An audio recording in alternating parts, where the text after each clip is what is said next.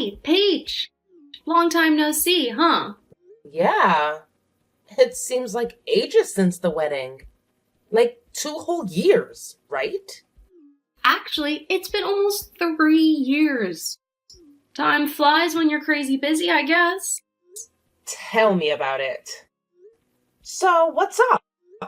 I hear Jack wants to take you out on a date this weekend, but you're in a bit of a bind? Yeah, exactly. None of the grandparents are available to watch our little munchkin. And that's where you come in, my awesome friend. We were wondering if you could lend us a hand and babysit for us. Ah, I appreciate the vote of confidence, but honestly, I'm not sure if I'm the best choice for babysitting.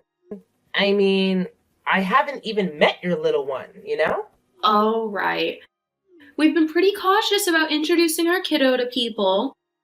So far, only close family members have met our little cutie, and we haven't even considered them for our babysitting duties. Ah, got it.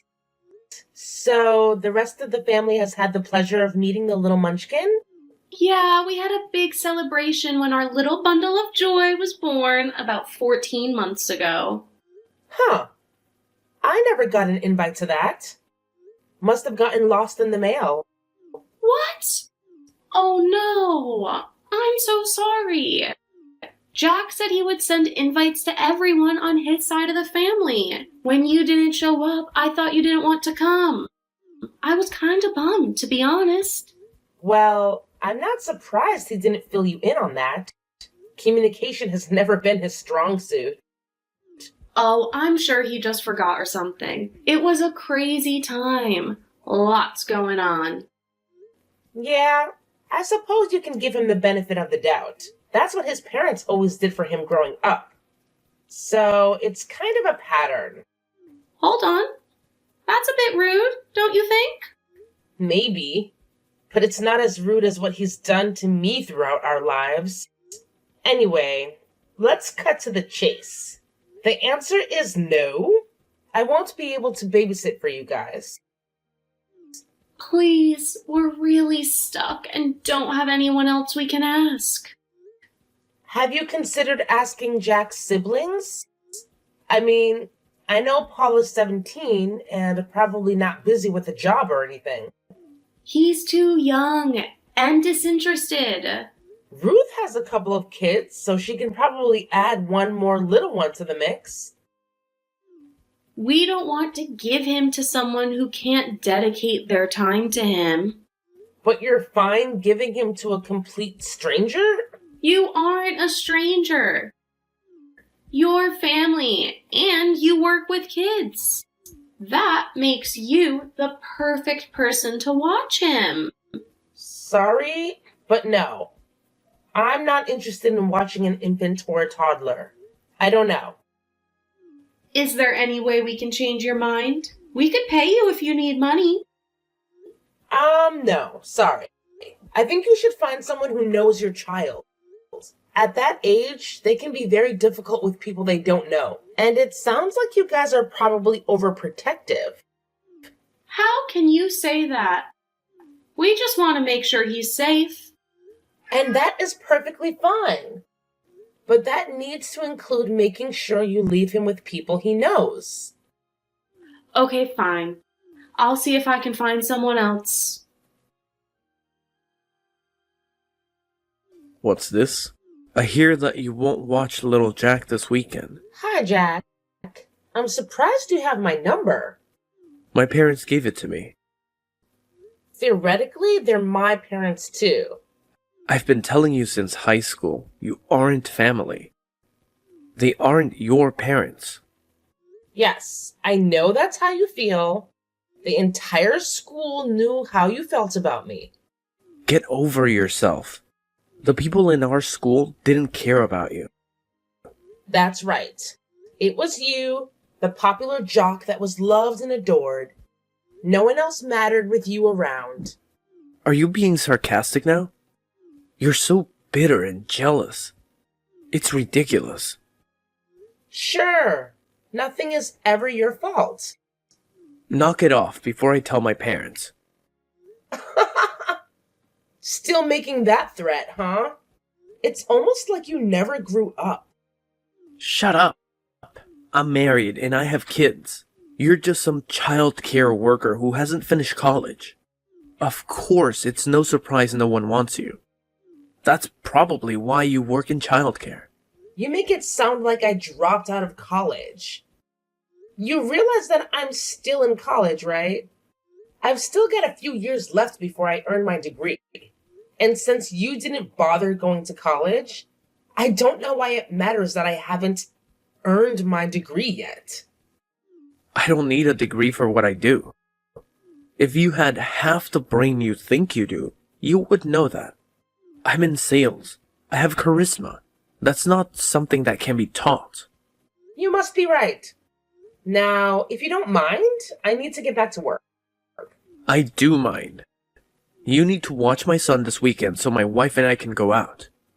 Have any of the members of your family who you invited to meet your baby do it? I don't trust any of them. They don't have a lot of experience with children. Ruth does.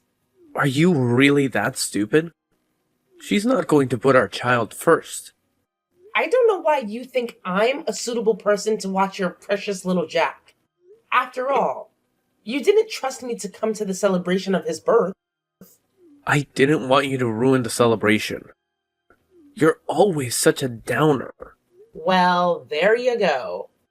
That's not the kind of person you want around your baby. He's a toddler. So that's the right level of thinking. Especially if you're as good at your job as you claim. You can try to flatter me as much as you like, but the answer is still no. Good luck. Fine. I'm gonna tell Mom and Dad. You'll be watching Junior one way or another. Peach, I'm very disappointed in you. Well, hello to you too, Dad. Don't give me that. You shouldn't talk to your brother like that.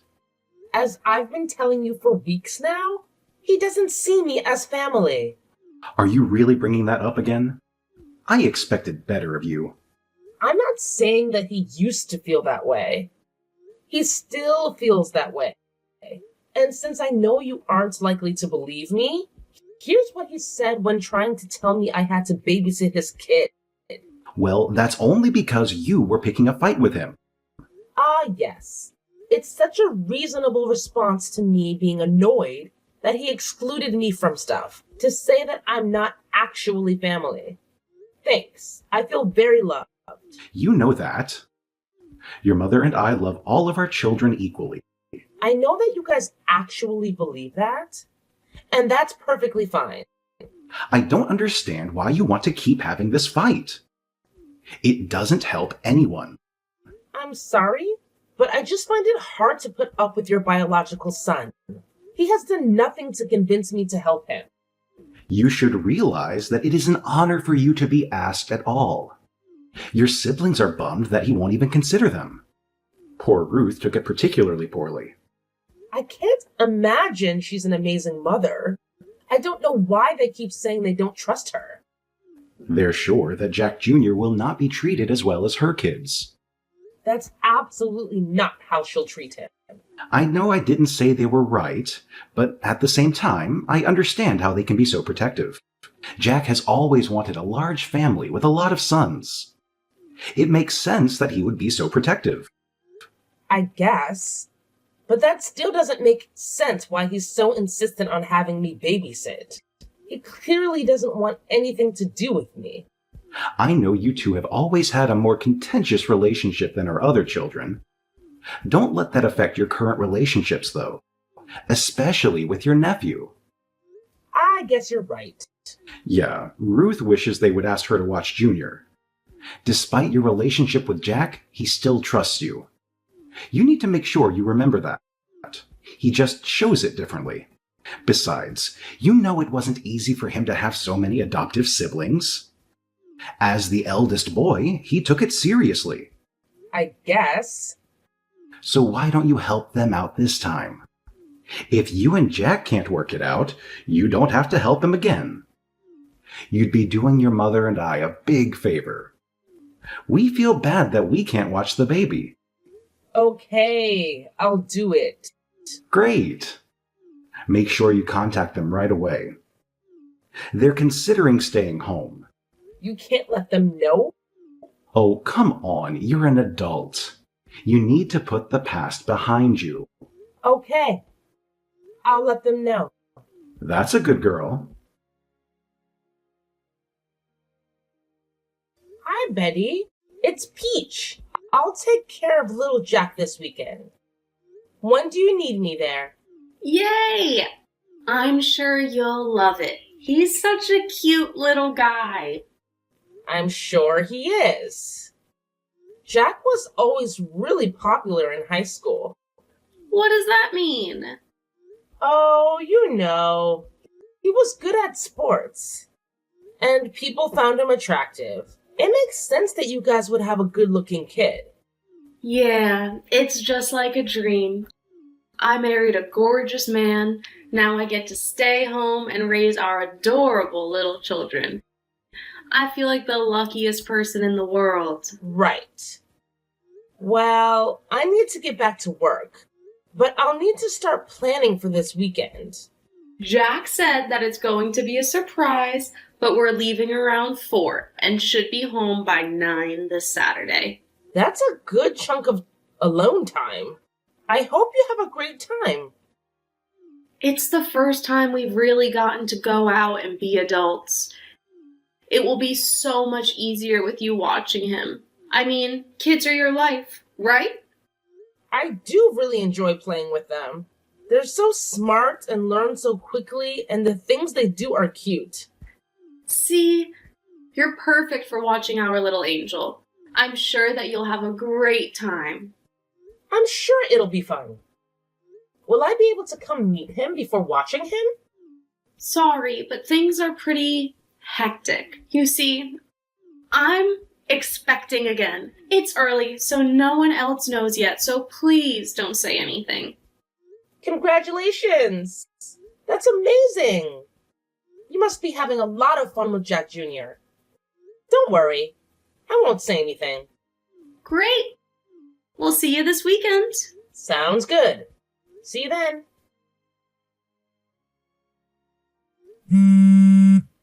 Hey, Betty. It's after 11. I thought you were going to be home around 9. Oh, sorry, Peach. We're having so much fun. We should be home by midnight. Okay. I'm glad you guys aren't hurt. But I really need to get home to study. It's just one night. I'm sure it won't interfere with your studies. I have to finish a report before Wednesday and finals start this week. Well, it's not like one night is going to be too much of a disruption. Okay, but please be home by midnight. I still need to get some stuff done. It'll be fine. Betty, you guys really need to come home. I have to get home and take care of my dog. How come you didn't take care of your dog before leaving? That is so irresponsible. You said that you would be home hours ago. I should have been home by now to take him outside. You really need to learn to plan better than this. So how long do you guys think you're going to be out? We're at a hotel now because we're too drunk to drive home. You've been drinking? While you're pregnant? Stop texting my wife. We asked you to babysit, not nag us. She's pregnant. She shouldn't be drinking. Let her know enough to get drunk. What is wrong with you two? Shut up. I'm not gonna take this from some orphan. Jack, you fool. Text me back now. Oh, how immature. You've blocked me. Well, I hope you guys enjoyed tonight, because I'm never gonna help you again. Peach, why aren't you responding to texts from your brother? I haven't gotten any text from Paul in a while. You know I don't mean Paul. I'm talking about your older brother, Jack. Oh, I don't see him as family. Are you gonna start that again? When are you going to grow up? Probably in a few more years. After all, my brain is still forming. Are you getting smart with me, young lady? What do you need, Dad? I need to know why you aren't answering your brother. After the last experience babysitting for him, I won't do it again. So when he blocked me from continuing drinking, I didn't feel bad about blocking him. That is very disappointing. You know that he gets emotional. You should take that into account and be a bigger person. So you think that the person who's barely able to drink alcohol should be more mature than the person who can legally rent a car? Don't do that. This isn't about age. It's about maturity level, right? You and your mom never made your biological children act grown up. It's always been on me and Ruth, almost like you adopted us to be free childcare for you. And now for your grandchildren. Your mother and I love you all equally. Funny, since you sure don't treat us equally. How dare you accuse us of favoritism? We adopted you when no one else would. You should be grateful for everything we provided you. This feel again? A roof over our heads, food in bellies, blah, blah, blah. You thankless, insignificant horror of a child. We never should have adopted you. Ah, finally, there it is. The way you've always felt. That is not how I felt until now. You have always been difficult. But I figured you would get better. Instead, you keep getting worse. Right, because I won't let you guys use me anymore. We've given you everything. You owe us. Are you paying for my college education? Of course not. Why should we be responsible for that? You could have gotten a job like Jack instead of wasting time and money on a degree. Or you could have been like Ruth and gotten married and started having children. Funny that you actually saved up money for college, at least for your bio children. So clearly you think that college is important. Of course it is. But we paid to adopt you. How could you expect us to keep sinking money into your future?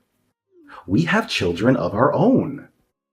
In other words, you don't really think of me as your child.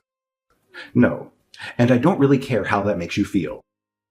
You've been so difficult. You're such an ingrate. Honestly, it's easy to see why you were put up for adoption. I want to say ouch, but you've kind of made it clear that's how you feel. Of course, you're going to try to make it sound like I'm the bad guy. Well, Samuel, I don't think that most people would say what you did was selfless, since you used us like unpaid labor. But don't worry, you don't have to put up with me anymore. Did you just call me by my first name? That's it. I am cutting you off. I'm not sure how you think you can cut me off. You haven't paid for anything for me since I was started working at 16 years old. I let you live in my house. You charged me rent after forcing me to get a job. You were wild and uncontrollable. I was teaching you how to be an adult. Jack stole a car, assaulted over half a dozen people, and cost you thousands of dollars in high school. But sure, I was the problem child. See what I mean? You're so vindictive and horrible. You won't let the past be in the past. You were the one to talk about what I was like as a teenager. All I did was point out that your son was far worse. Yet he didn't have to do anything. That's because he's my child. You aren't. Thanks for saying it. From here on out, I won't bother to contact you or anyone else in your family. Good luck, Samuel. You're gonna need it. Hey, Peach. I just wanted to check in on you. Hi, Samuel. Doing fine. Did you get the $100,000 I sent you a couple of years ago? I did. Thank you so much. The timing really couldn't have been better. Your mother died not long after that. I don't have a mother. Of course you do. Or you did. Judy was your mother. She raised you. Oh, you mean the woman who made me do most of the chores? The woman who made me cook a lot of the meals? She was only slightly less terrible than you and the rest of the family. I mean, she didn't insult me all the time. Just behind my back. That is not fair. You know how rough it was to raise you. What do you want, Samuel? Please, call me Dad. I'm your parent too. No, you aren't. The money was to pay you back for room, board, and food you provided. So you aren't anything to me now. That's very harsh. How can you say that about family? I wouldn't say that about family, but you made it clear that I am not family. So I'll ask you again. What do you want, Samuel?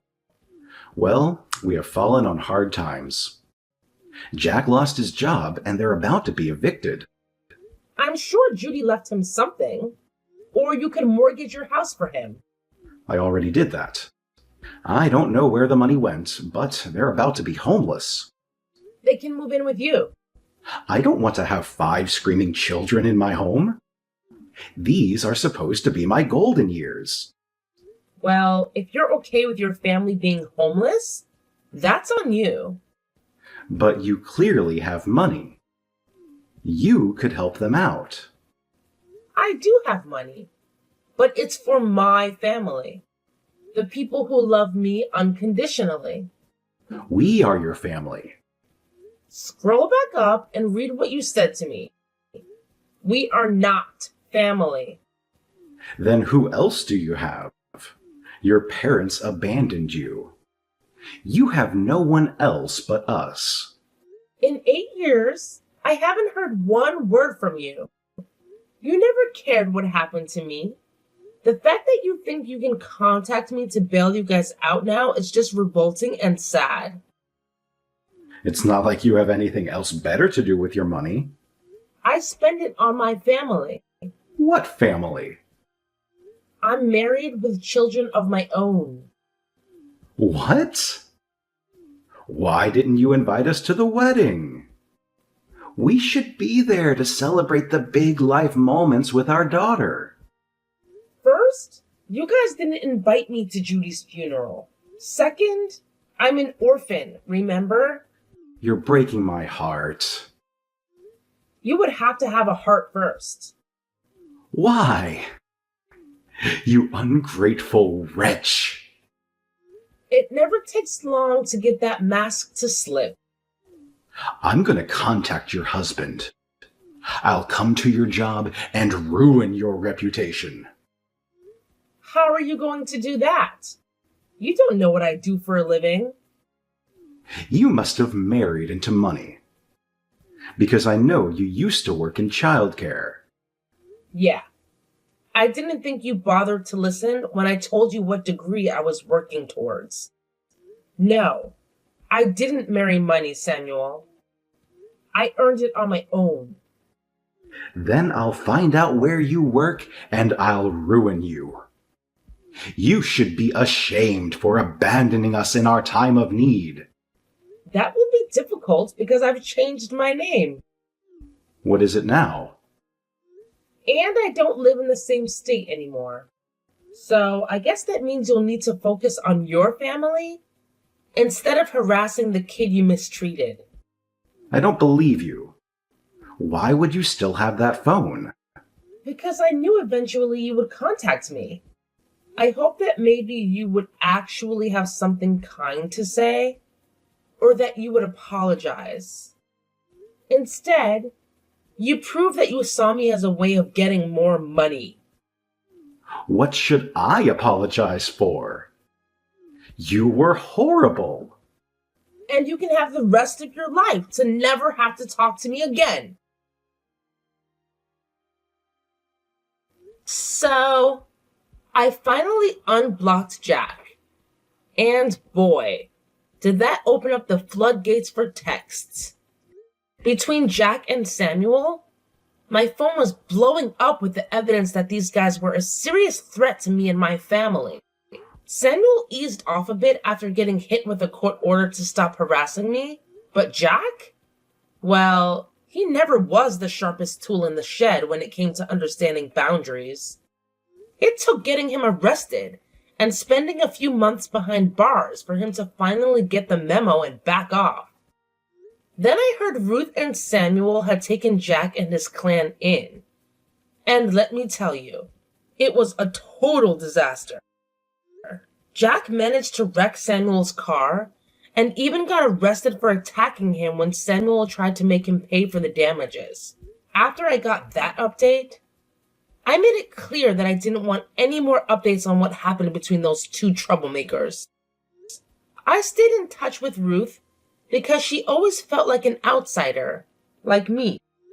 She never really spoke up about things, but it felt like we had a connection. But hey, good news.